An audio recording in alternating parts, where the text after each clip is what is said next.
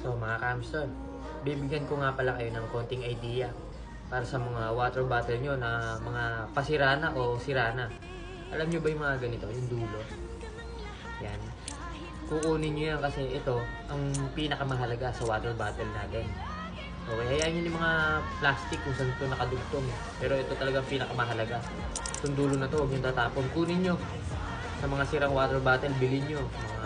Baka pwede nyo na nga mahingi yan eh. Sa mga ibang may mga water bottle na sira na.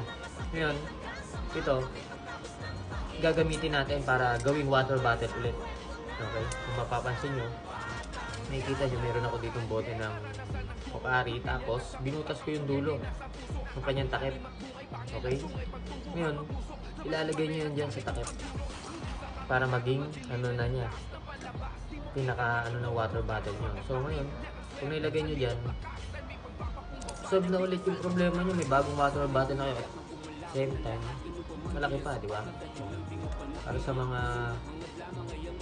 hindi naman totally magastos o walang panggastos para sa pambili ng bagong water bottle, yung mga pasira ng water bottle, kunin nyo lang yung dulo. Okay? Ayun. Yung mga paraan na ginagamit para tumagal sa hobby, di ba? Hindi yung kaya ka lang matagal sa hobby dahil wala ka namang ginawang ambag dito, nakikibash ka lang sa mga taong may ginagawang ambag dito sa hobby ng mga hamster. So sasabihin mo matagal ka na, di ba? Pero wala ka namang ambag, di ba? So ang ambag mo lang, meron ka palang ambag, mag-bash ng mga kung ano-ano, di ba? Mga ganyang klase ng tao, hindi tinutularan yan. Kaya nga kita mo hanggang walang naratagan sa buhay, di ba? Kaya dapat, yan lang, simple lang. Tsaga-tsaga, pag sira na, kunin yung dulo, gawing bago, di ba?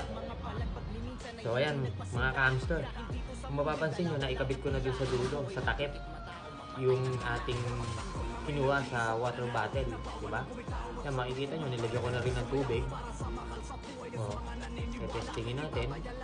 Ayan, kung mapapansin nyo, kapag ganyan tumutulo, ang technique lang dyan, napakadali lang. Okay, napakadali lang ang technique dyan. Ganito lang ang gagawin nyo. Papakita ko sa inyo ha. Kapag ganyang tumutulo, yung technique dyan, alin nyo lang ng daliri. Ganito. Gaganong-ganinin nyo lang. Hanggang sa tumigil yung patak nyo. Makikita nyo. Minto.